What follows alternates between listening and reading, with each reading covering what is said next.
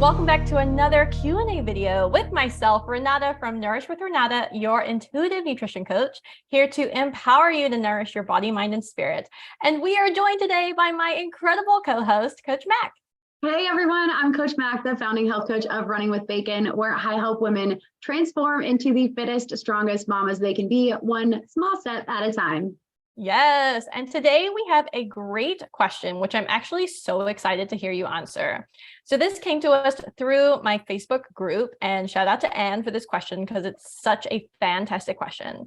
She asks, once someone fails, i.e. from a goal, do you know how far that sets them back in terms of confidence or willingness to try again?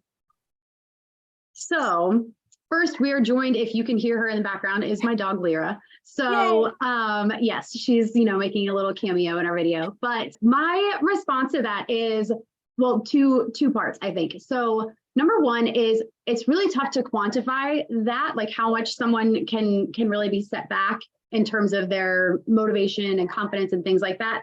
I think that's very individual dependent. So some people might just say, oh, well, I didn't get it, but I'm going to keep trying until I do. And then other people might think, well, I didn't get it, I failed, and I suck at being a human. So we all have this, emotions and our past experiences and everything that will help dictate how far that impacts us. But my second part answer to this, and one that I actually talk about in my coaching a lot, is that I don't actually think that we can fail when it comes to our health goals. And I say that because as long as you are still trying to do it, as long as you are still taking some type of steps forward, whether it's, I'm talking about the tiniest steps that you can possibly think of, because tiny steps are my jam.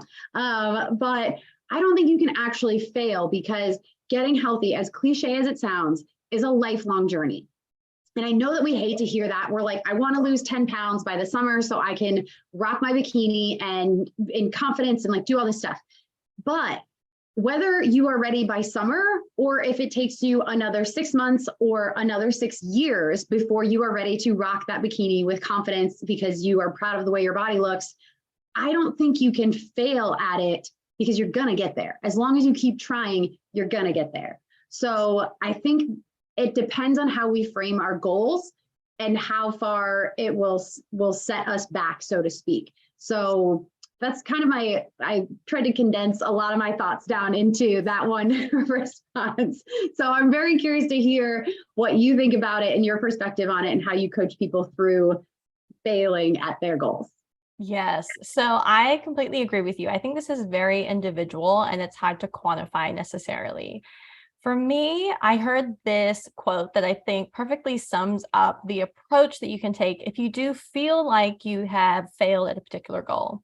And that is, if you want external change, you need to start with internal change. And so for me, that means let's start with the mindset. So I love the perspective shift that Mack shared, which is really about there is no such thing as failure. As long as you're learning, as long as you're trying, you can never fail, okay? I also think that it's really important that when we're working on our mindset, we start to become aware to the longer that I stay in this state of feeling like a failure, the longer I will be there.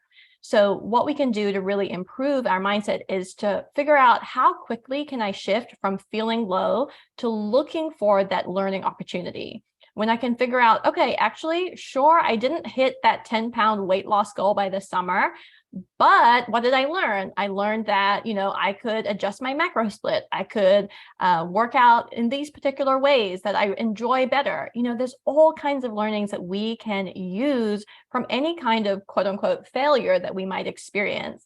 And so the key is, how quickly can I shift into understanding what my learnings are? And when we do that, we can actually start to rebuild our confidence, because we're saying to ourselves, instead of I'm a failure, I'm the worst at being a human, it is, you know what? I actually learned quite a lot of things about myself, which I can now implement, and I can change up my system, or I can change up my daily habits in order to continue to move towards my particular goal, whatever that may be.